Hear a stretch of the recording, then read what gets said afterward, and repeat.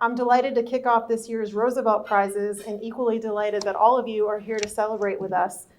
As many of you know, the ABA Center for Human Rights, along with the Roosevelt family's blessing, established the Eleanor Roosevelt Prize for Global Human Rights Advancement in 2018 to recognize individuals and organizations having a positive and sustained impact in advancing the principles set forth in the Universal Declaration of Human Rights, which forms the bedrock of modern international law, and of which Eleanor Roosevelt was an indispensable champion.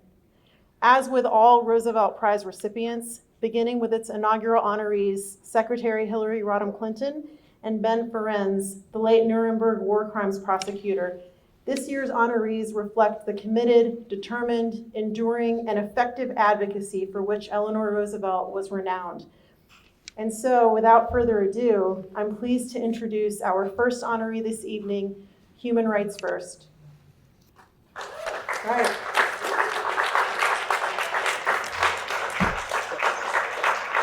I'm going to share with you a bit about Human Rights First. Established in 1978, Human Rights First's mission is to ensure that the United States is a global leader on human rights, working in the U.S. and abroad to promote respect for human rights and the rule of law. It achieves its mission with a particular focus on immigration and asylum concerns, having helped draft and secure passage of the Refugee Act of 1980 to bring U.S. refugee and asylum policies into compliance with international law.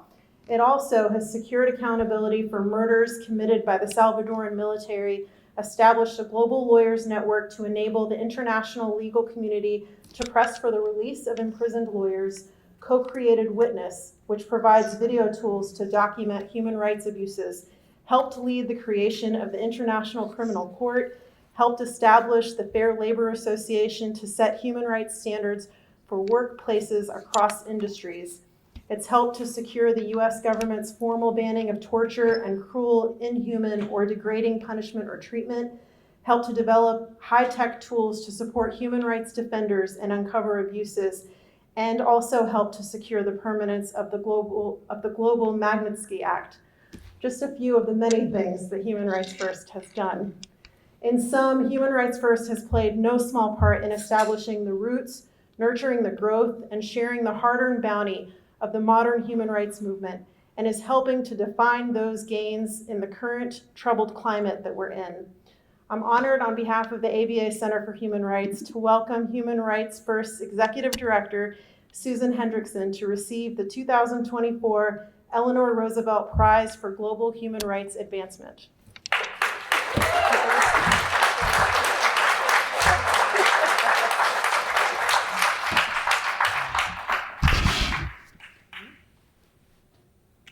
Congratulations. Thank you.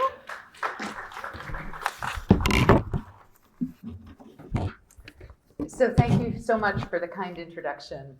And thank you to the ABA Center for Human Rights for awarding Human Rights First the Eleanor Roosevelt Prize. I'm honored to be here accepting it on behalf of the organization, which has been my privilege to step into and lead as the president and CEO beginning this June. So it's a new space. It is, of course, an additional honor to be recognized alongside the late Professor Ved Nanda, whose contributions to the field of human rights advocacy, as you'll hear, I'm sure, endure in the world of the lives of those he touched. And I'd like to offer my congratulations also to Ambassador David Scheffer, a tireless champion of international justice and someone who continues to inspire the team at Human Rights First, as we too strive to hold human rights abusers accountable and bolster institutions like the ICC that provide an avenue for the pursuit of justice. Thank you to Georgetown University Law Center for hosting us today also, and in particular, I'd like to recognize Elisa Massimona, who former executive director of Human Rights First, who helped set us on the trajectory that we're on today to make an impact. Following in the footsteps of such a respected leader and thought leader in the human rights movement inspires me to continue thinking creatively about how we can both best support the rule of law, which those specific challenges we face change and evolve over time remains the core project of what we do at Human Rights First, and so many of the people gathered here. So thank you, and happy Constitution Day. So on this day, and I wanted to pivot this a little bit, on this day in 1787, the delegates to the Constitutional Convention gathered in Philadelphia signed the document that continues to define the shape of our democracy. The organizers of today's conference clearly knew what they were doing when they chose today as an example of human rights as law as a single standard. The Constitution and Bill of Rights and post-Civil War amendments serves, along with our Declaration of Independence, as our country's fundamental text.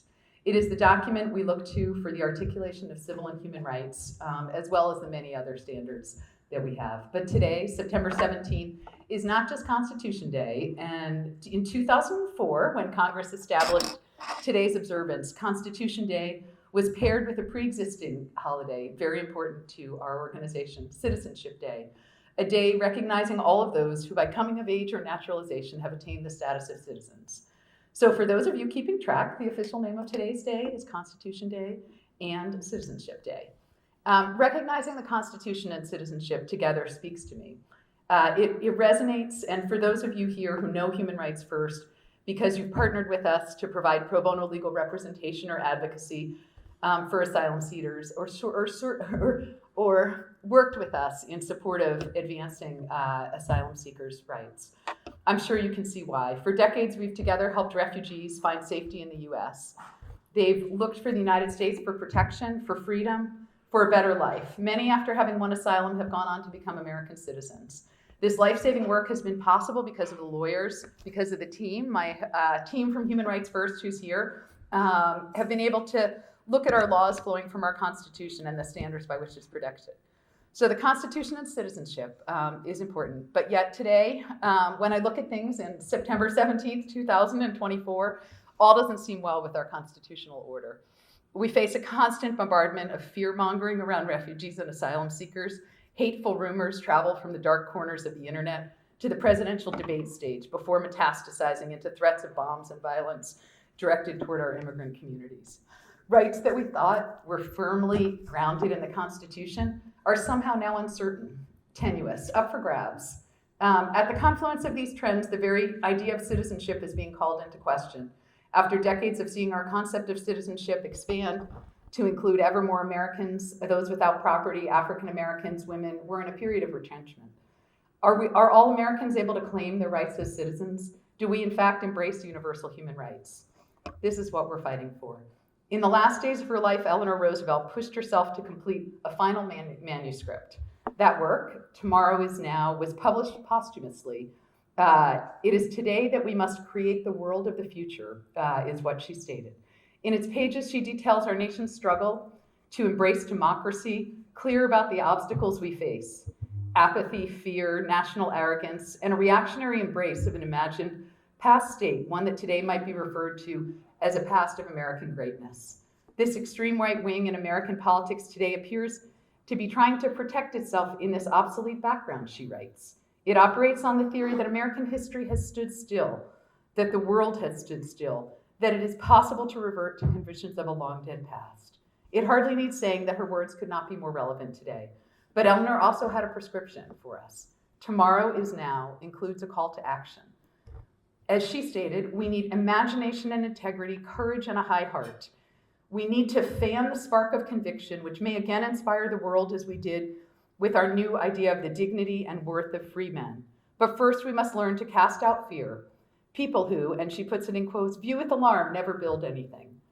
Now, I say this with humility, particularly in this crowd, but it is undoubtedly the case that our field, the human rights movement, has at some times settled for viewing with alarm developments that threaten our democracy and undermine our rights. Sounding that alarm can be necessary, but it is rarely sufficient. So today, in the spirit of Eleanor Roosevelt, and as we accept this award, I want to turn our attention to the question of what we're building. What tomorrow are we as human rights advocates creating now? The tomorrow, I imagine, is built around supporting three core ideals: the rights of the most vulnerable among us, the rule of law by demanding accountability, and three, our democracy against the rising tide of authoritarianism. And I'm not just saying this because I'm addressing an ABA conference.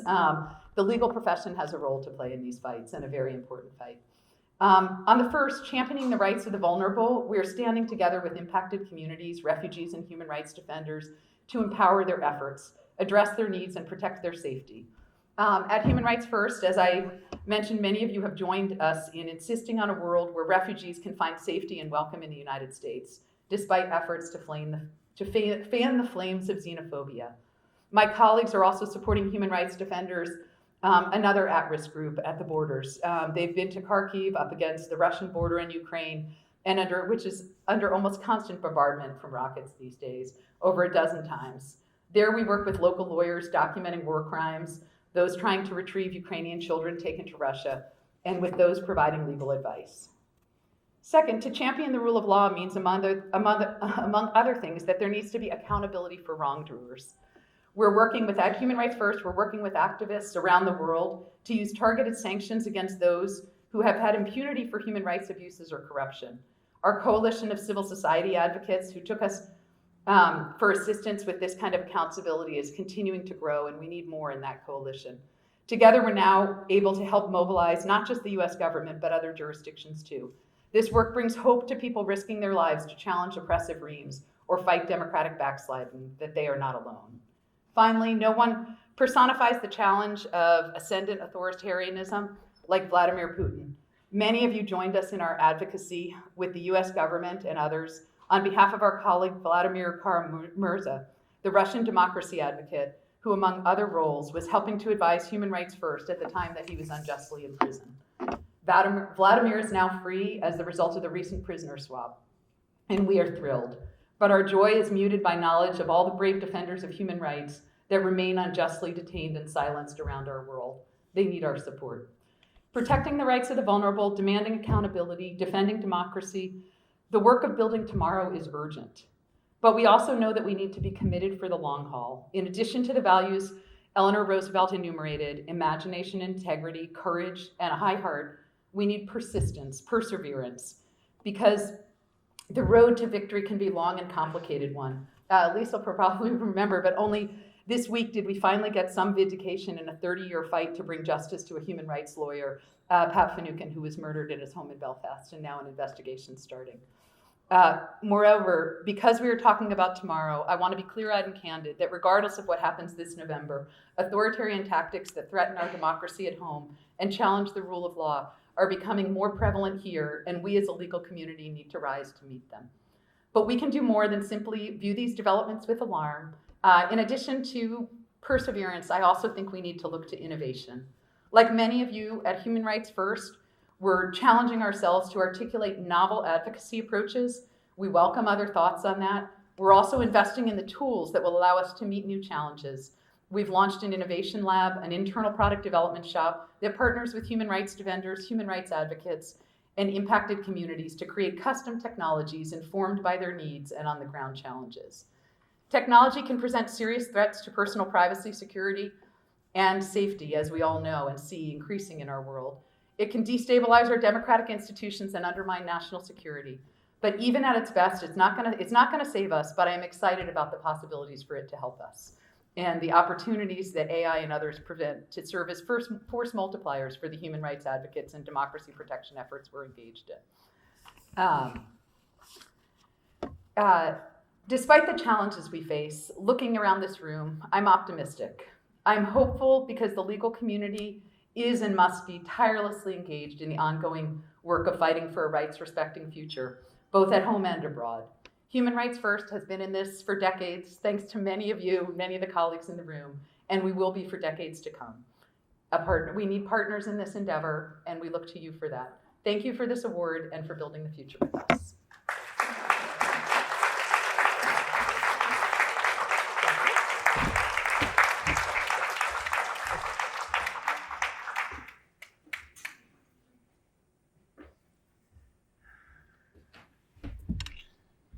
Good evening, everyone. My name is Kip Hale. I am a ABA Center for Human Rights alumni. I'm currently the Chief of Staff to the Atrocity Crimes Advisory Group for Ukraine, which is actually spearheaded by Georgetown Law, which you can see behind me. I've been asked to introduce my dear friend Ved Nanda on behalf of Ved Nanda, who is my law school mentor at University of Denver. Before I get to that, I'd be remiss not to congratulate Human Rights First an absolute leader in the field for many years. And I'd be really remiss not to say congratulations to Ambassador David Scheffer, who is an inspiration to us all, but certainly to me. There's few, if any, people in the field of international criminal justice that are as important of a thinker as David, but more importantly, a doer as David. It's been a true honor to become a trusted colleague and friend of an inspiration, but I'm often asked to comment on many things in international criminal justice and attend this and do that, and I always say to myself, what would David do? So David, congratulations to you, and thank you for the inspiration, as I said, to us all. I'll be very brief because Anjali was kind enough to ask me to speak at Ved Nanda's Celebration of Life event that happened earlier this year, where I struggled through a tear-infused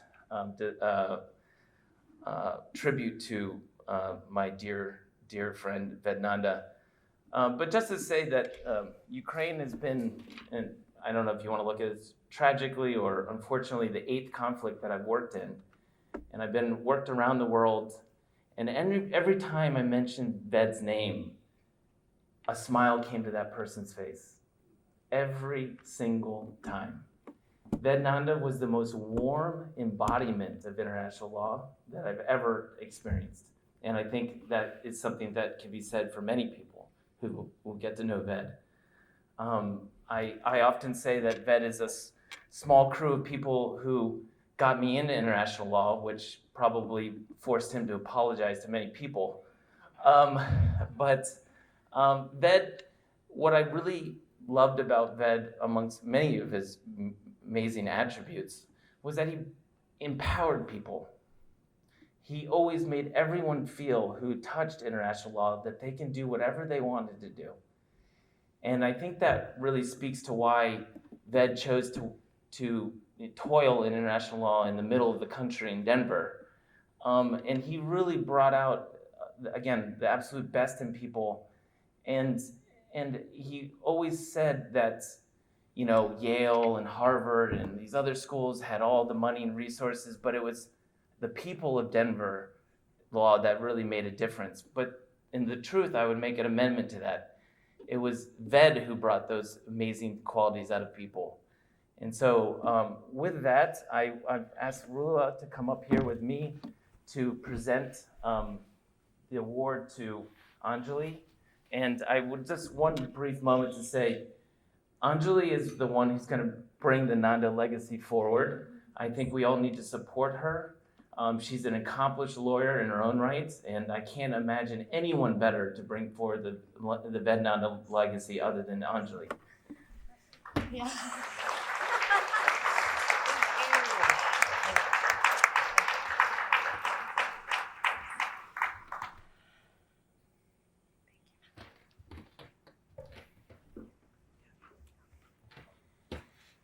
Thank you, Kip.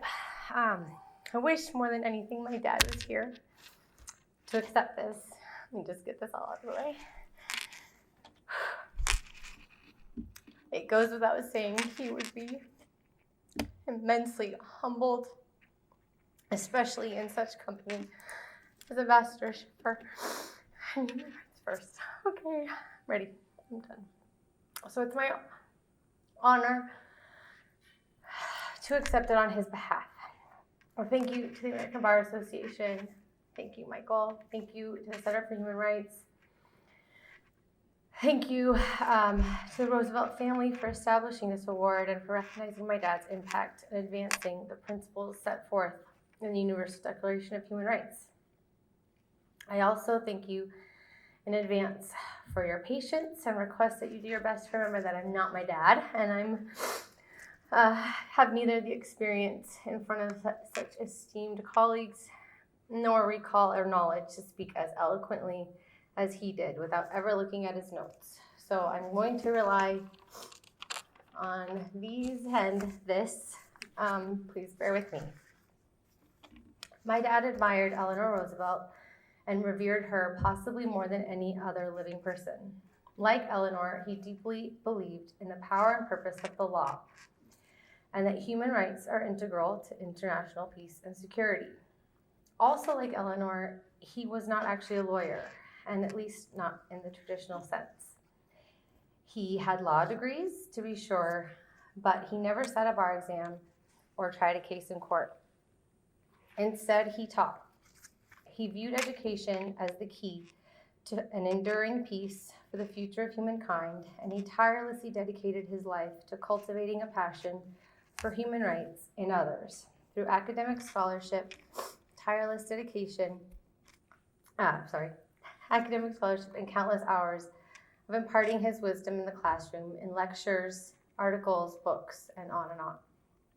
In 2018, on the 70th anniversary of the Universal Declaration of Human Rights, my dad wrote, "Pervasive and massive gross violations of human rights persist.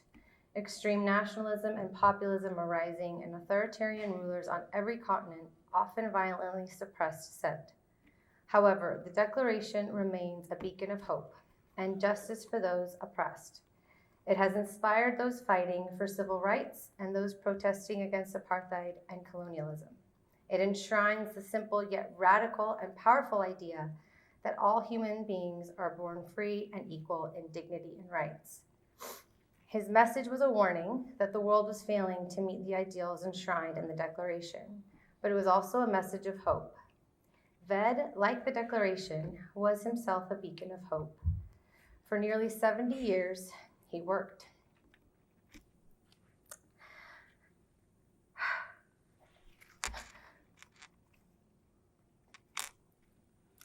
To promote human rights through the rule of law,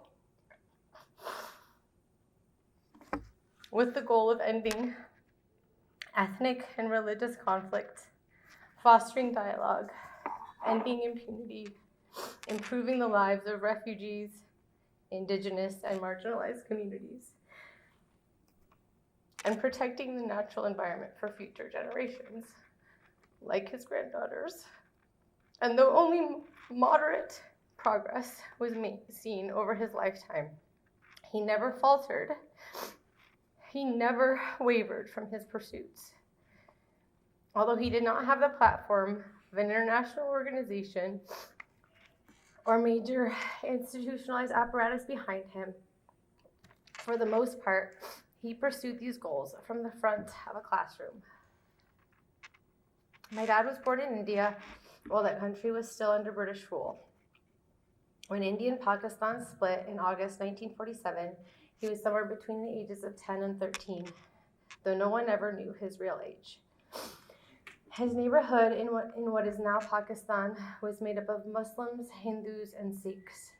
As fighting came closer to his home during the spring of that year, despite assurances from Muslim friends and neighbors, it became clear that as Hindus, he and his family had to leave.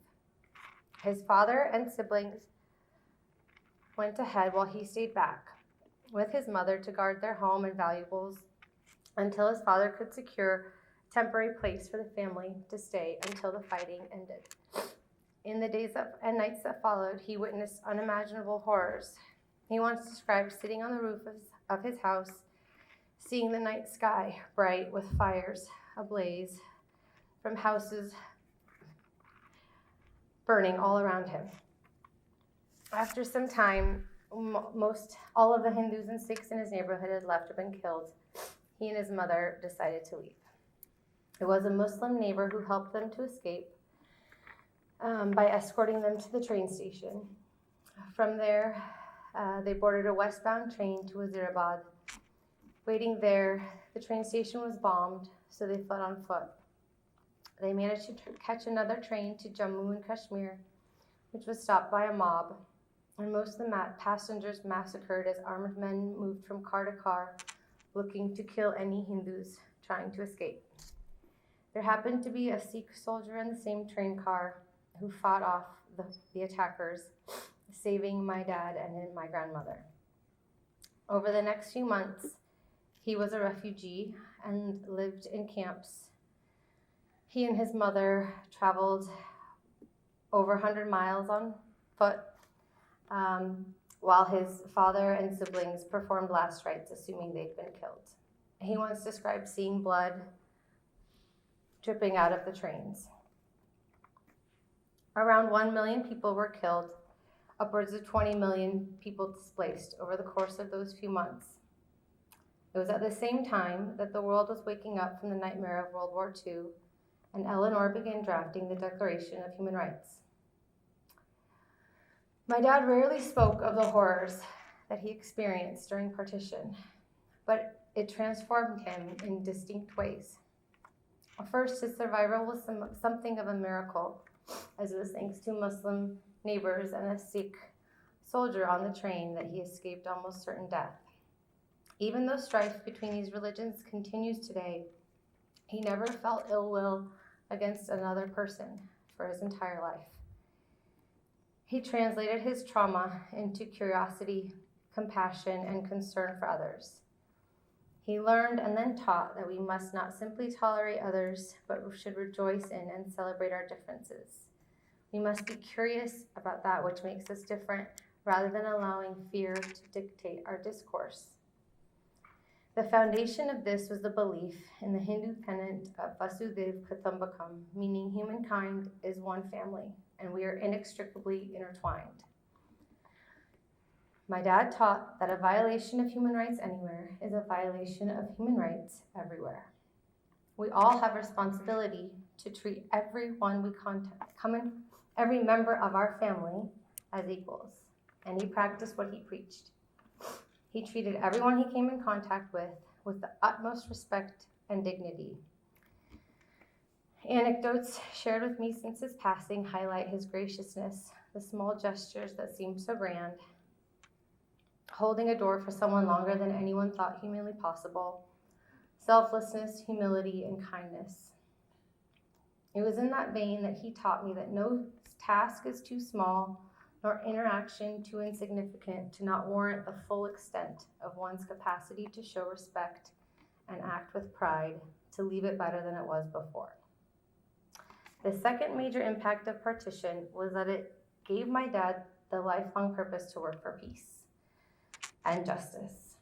He witnessed unimaginable cruelty, neighbors killing neighbors, and asked what was the root cause of conflict. It sparked his interest to study international law so he could understand how to prevent atrocities. He continuously engaged in interdisciplinary discourse, multicultural and multi-faith dialogue, and applied an unrelenting work ethic to inspire the lawyers and leaders of tomorrow so they can continue this quest. Like many in this room, he was motivated to answer the question, why haven't we as a human race gone further in seeing the potential of the rights enshrined in the Universal Declaration?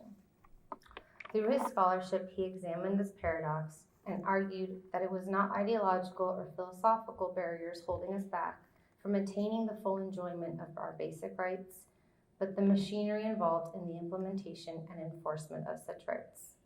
He lamented the erosion of the rule of law as a result of the U.S. war on terror and firmly repeated the need for the U.S. to be a leader in abiding by the rule of law predicated on respect for and protection of human rights. He repeatedly called for accountability and transparency of the institutions and demanded that governments adhere to their treaty obligations. And he worked to strengthen civil society through formal and informal structures of cooperation. Despite their deficiencies, he nonetheless had an enduring faith in these organizations because he trusted that the individuals on the inside were motivated as he was by the goal of peace. He said it would be a mistake to rely on Washington or any other government to make acceptable progress. Each of us must do what we can. He stressed that we all have an individual responsibility to make the world better than it was before. We must act in accordance with our dharma, or one's duty. Teaching was his dharma, it was his duty, and he dedicated his life to fulfilling that duty. As I can attest, he was grading students' exams from the hospital bed days before he died.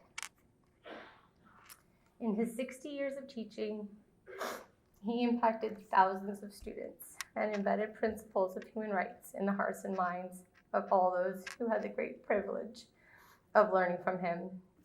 He loved teaching And more than anything else, he loved his students. He wholeheartedly believed in the power of his students to change the world. He wrote, quote, "My greatest happiness and joy is found in getting to know my students, engaging in scholarship with them, and seeing them develop their full potential. My fervent wish is that they become leaders who will have a significant influence on our world in the future."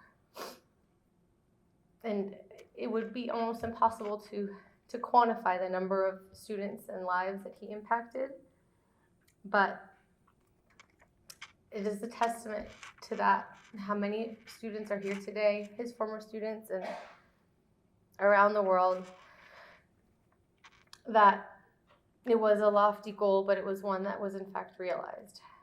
Even if his students don't remember the Corfu Channel case or the alien tort statute, they likely remember his passion, his unwavering commitment to justice, and perhaps even more, they remember how he made them feel.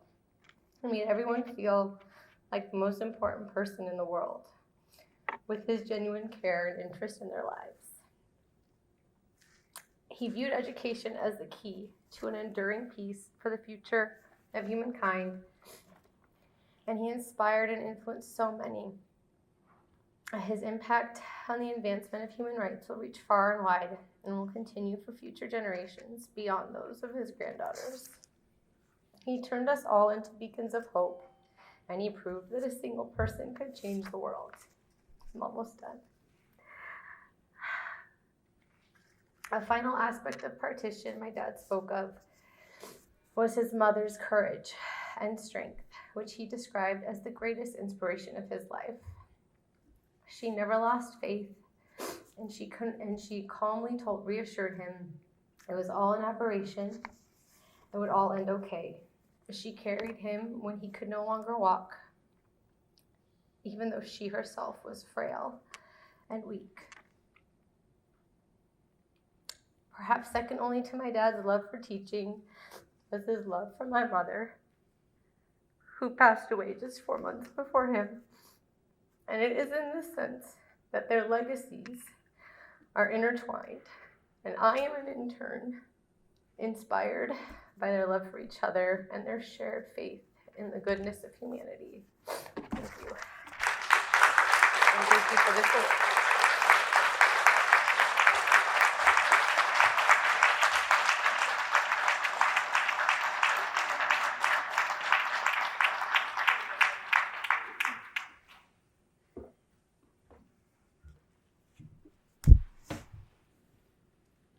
Anjali, thank you so much for sharing your father's story with us. You did a fantastic job. I'm sure you made him very proud.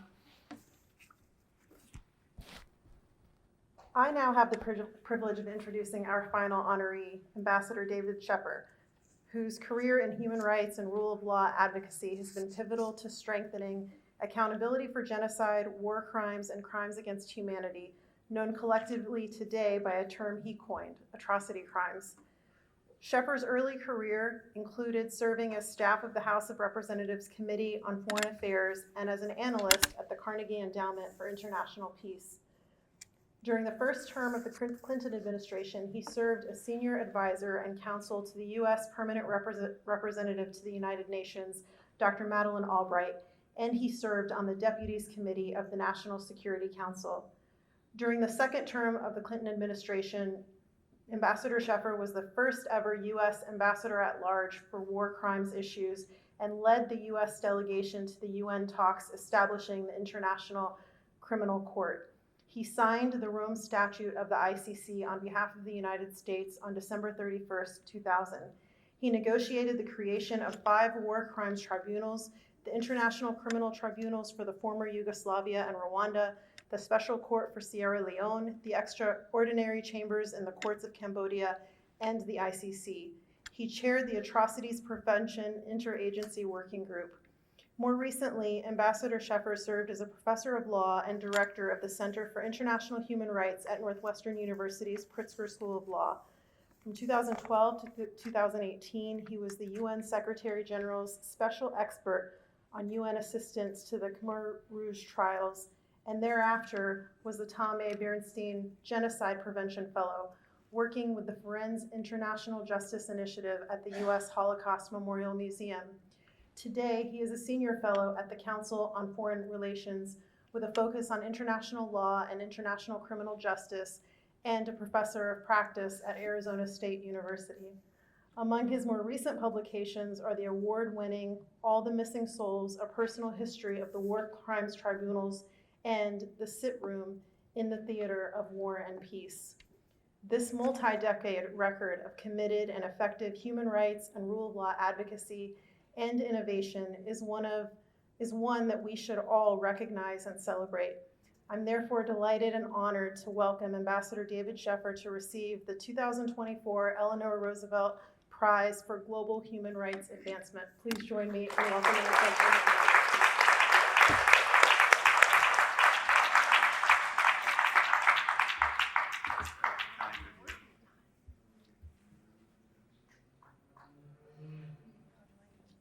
Thank you so much. Appreciate it.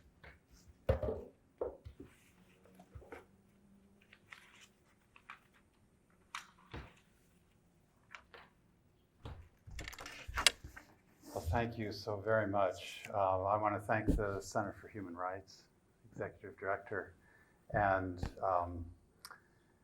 the American Bar Association. First and foremost, I've had a long association with the ABA throughout my career, starting in private practice in New York City with a big international law firm, and have enjoyed every interaction I've had with the ABA over the years. And in particular, Director Michael Pates, who I hold in the highest regard, and the two other co-chairs of the Eleanor Roosevelt Prize, Tracy Roosevelt and Walter White, for including me in such an esteemed group of recipients of the prize. I also want to acknowledge all of these kind words, both this afternoon and this evening, from so many of you. Professor Nanda's daughter, Kip Hale, who, this guy is the Mr. Forger on international law. He just forges ahead every single day. And so we've got decades ahead of us of Kip Hale, so just stay tuned. But I just want to thank everyone, and also Georgetown Law. I'm an alumnus of Georgetown Law. I got my LLM in International and Comparative Law here. And I'll never forget, there was one course I took, just literally titled Treaty Law, and by God, it stuck.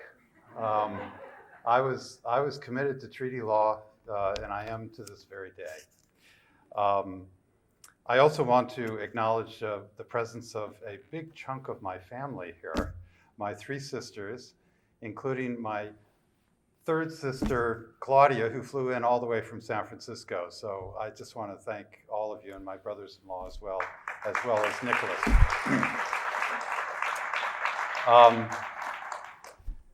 I will keep my remarks fairly short. I am so honored to share the prize with both Human Rights First and Professor Ved Nanda. We share many linkages in the cause of human rights. Human Rights First used to be called the Lawyers' Committee for International Human Rights, created in 1978, the same year I commenced my legal career with a New York law firm. My first pro bono case that year was given to me by the first executive director of the Lawyers' Committee, Michael Posner. The client was a young, white, South African man who fled his country because he refused to serve in its army to enforce apartheid. He was seeking asylum in the United States, and we prevailed in that case. In 1986, I connected again with Michael Posner to undertake a human rights project in Kenya for the Lawyers' Committee while I was traveling there on a fake vacation. My long friendship and collaboration with Professor Nanda stretched back decades, usually intersecting at the American Society of International Law, where, yes, he always had that smile. It was just so great to approach him. He wrote a chapter in an edited book of mine while I was at the Carnegie Endowment for International Peace, and he spoke at meetings I convened in Washington long ago. He and I bonded most over the theory and practice of humanitarian intervention, which became a very strong impulse throughout my career, despite the waves of cynics whom Ved and I encountered. I was very privileged to know and collaborate with him. I had the honor of directly working for 8 years, the entire span of the Clinton administration, for Dr. Madeleine Albright, first when she was the US Permanent Representative to the United Nations and then as the US Secretary of State. As I look back now, the spirit of Eleanor Roosevelt pervaded so much of our work, particularly in human rights and international criminal justice. The Universal Declaration of Human Rights has been the North Star for the values of international law and our common quest to advance the fundamental principles of human rights and freedom. Building upon the Declaration and the original United Nations Commission on Human Rights, both of which Eleanor Roosevelt led in their creation and their early impact, Madeleine successfully pressed for and garnered the UN General Assembly vote in 1994 to create the Office of UN High Commissioner for Human Rights. Months of bilats and talking points to prepare, but we got there. And as we were working that initiative, Madeleine clearly was channeling Eleanor Roosevelt's leadership on human rights at the United Nations decades before. Indeed, if Eleanor Roosevelt had been on the scene in the early 1990s, I wager she would have been the first UN High Commissioner for Human Rights. There are many international law scholars and practitioners in the audience this evening whose wisdom far exceeds mine. But I want to take this opportunity to press a hobby horse of mine that remains so important to the future of international human rights and international criminal justice, and it does amplify so much of what we heard this afternoon at the symposium, particularly the first panel of the symposium. And that is the imperative need for the United States to ratify the international treaties it already has signed. For the sake of our national security and of the values this nation stands for, we must have the courage and perseverance to follow through on what we started. It took 40 years for the United States, under President Reagan's leadership, to finally ratify the Convention on the Prevention and Punishment of Genocide, which the United States had signed back on December 11, 1948. We have similar gaps between intentions and actions for key international treaties. One of the critical places to start to bat down allegations of double standards in America's commitment to international human rights and international justice is our embrace of treaties that stand guardian over human rights and justice. These treaties, signed, but not ratified by the United States, spanning human rights per se, as well as related issues that bear directly or indirectly on human rights, such as international humanitarian law, and even the law of the sea, include the following: Convention on the Elimination of All Forms of Discrimination Against Women. 189 countries have ratified that. Convention on the Rights of the Child. 196 countries have ratified that, only the US has not. Convention on the Rights of Persons with Disabilities. 191 nations have ratified that. The only holdouts are the United States and Tajikistan, and it mostly mirrors the Americans' Disabilities Act. International Covenant on Economic, Social, and Cultural Rights. 172 nations have ratified that. Protocols 1 and 2 of the Geneva Conventions of 1949. 174, 169 have ratified those. Convention on the Law of the Sea, an important component of which was signed by Ambassador Albright in 1994. 169 nations and the European Union have ratified it. The Arms Trade Treaty, 115 countries have ratified it. Comprehensive Test Ban Treaty, 178 have ratified it. And the Rome Statute of the International Criminal Court, with the arrival of Ukraine imminently, that'll have 125 states parties. Although the United States did not sign the Anti-Personnel Landmines Convention, ratified by 164 nations, or the Convention on Cluster Munitions, ratified by 112 nations, both await our ascension to them someday. The United States has essentially become the outlier in ratifying key human rights and international justice treaties. A strong foundation was built in prior years with ratification of the 1949 Geneva Conventions, the International Covenant on Civil and Political Rights, the Genocide Convention, the Treaty on the Non-Proliferation of Nuclear Weapons, and the Convention Against Torture and Other Cruel, Inhuman, or Degrading Treatment, and the Convention Against Racial Discrimination. Woefully behind are we from the rest of the world in embracing rights and obligations codified in treaties relating to international human rights, international humanitarian law, and international justice.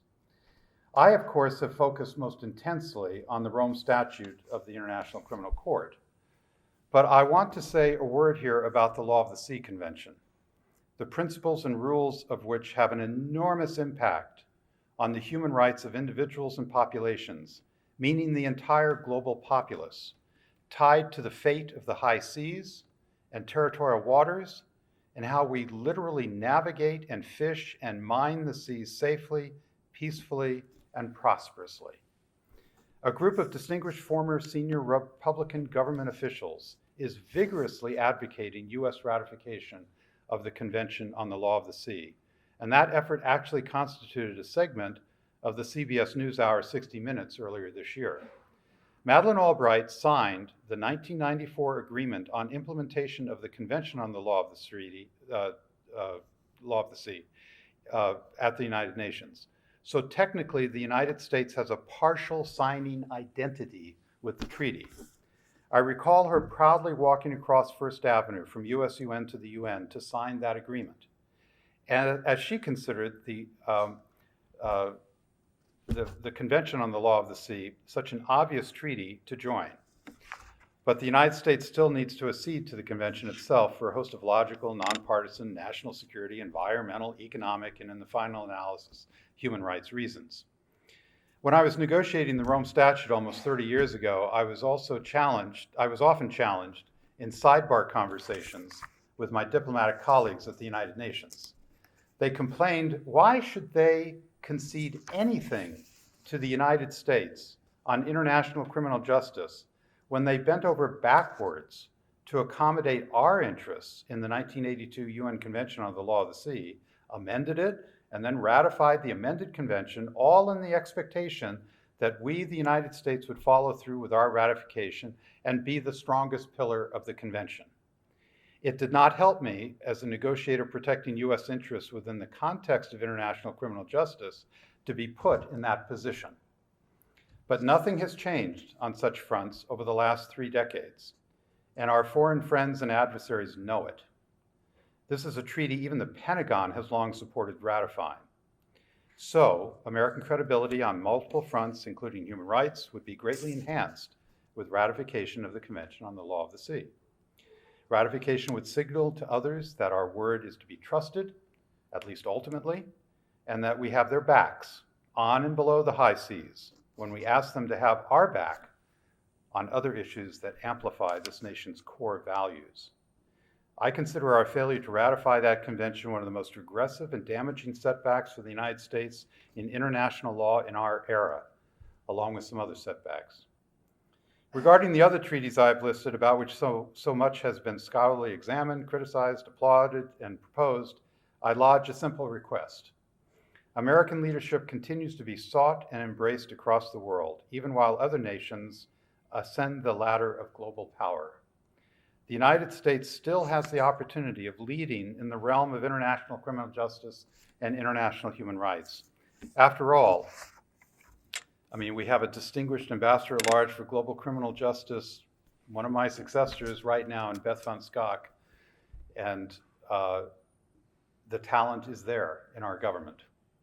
So often, criticism of these treaties tries to argue for the perfect over the good, as if the United States can literally either dictate exclusive protection for its interests to be codified under the particular treaty as if it were not party to the treaty at all, shouldering its responsibilities, or, if the prospect of ratification is abandoned, simply perpetuate the charmed life of an outlier nation. We need an initiative that explores afresh how to incorporate the United States into these treaty regimes in ways that strengthen our national and global interests under US leadership, but in partnership with other nations. Each of these treaties is an opportunity zone, just waiting to be occupied for the advancement of the American values that Eleanor Roosevelt worked so hard to enshrine in the Universal Declaration of Human Rights and during her leadership at the UN Commission on Human Rights. And that means that on the progressive side of our body politic, we need to be prepared to consider, draft, and approve, declarations, understandings, and reservations that get us to 67 votes for ratification in the US Senate.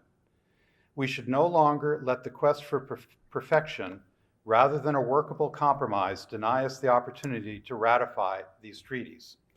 On the conservative side of the ledger, there needs to be an awakening that the strength of our sovereignty lies not in blissful isolation as an intimidated nation, but rather in applying our own reasoned judgment to enter into treaty regimes that have the actual effect of protecting our national security and advancing the fundamental human rights upon which the American Constitution, and that means the entire amended Constitution, and our nation's civil rights laws are so deeply rooted.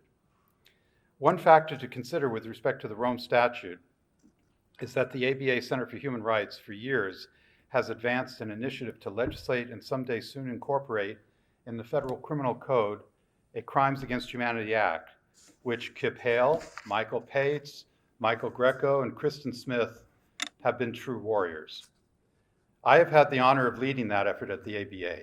It is one of those steps that would greatly ease US ratification of the Rome Statute someday, because it would enable our Department of Justice and federal courts to investigate and adjudicate commission of crimes against humanity defined by such law, and thereby exercise complementarity and avoid scrutiny by the International Criminal Court in the very manner intended by the Rome Statute. We already have those opportunities codified for the crime of genocide and for war crimes. Advancing with the Crimes Against Humanity Act, spearheaded by Senator Dick Durbin, chairman of the Senate's Committee on the Judiciary, also would be the step we need to take in order to stoke American support for the emerging Convention on Crimes Against Humanity, which might well be reported out by the Sixth Committee, the Legal Committee of the UN General Assembly, next month. This treaty already has become the new battleground for international human rights and criminal justice. I want to close by recalling that before there was the Universal Declaration of Human Rights, there was the UN Charter, which concluded 3 years earlier in 1945. The 80th anniversary of the UN Charter, which is the most important secular document in the world, will occur next summer. Let us remind ourselves of what we pledged as a nation upon Senate ratification of the UN Charter in warp speed during the summer of 1945, when the Roosevelt and then Truman administrations and bipartisan allies were determined to forge a new world. The Charter's preamble reads in part, "We, the peoples of the United Nations, determined to reaffirm faith in fundamental human rights, in the dignity and worth of the human person, in the equal rights of men and women and of nations large and small, and to establish conditions under which justice and respect for the obligations arising from treaties and other sources of international law can be maintained, have resolved to combine our efforts to accomplish these aims." We often turn to the words of the Declaration of Independence and the US Constitution to strengthen our resolve in troubled times. Let us also draw upon the words of the UN Charter and the Universal Declaration of Human Rights to inspire us in building a better future for Americans and for the peoples of the world. And I conclude with those remarks.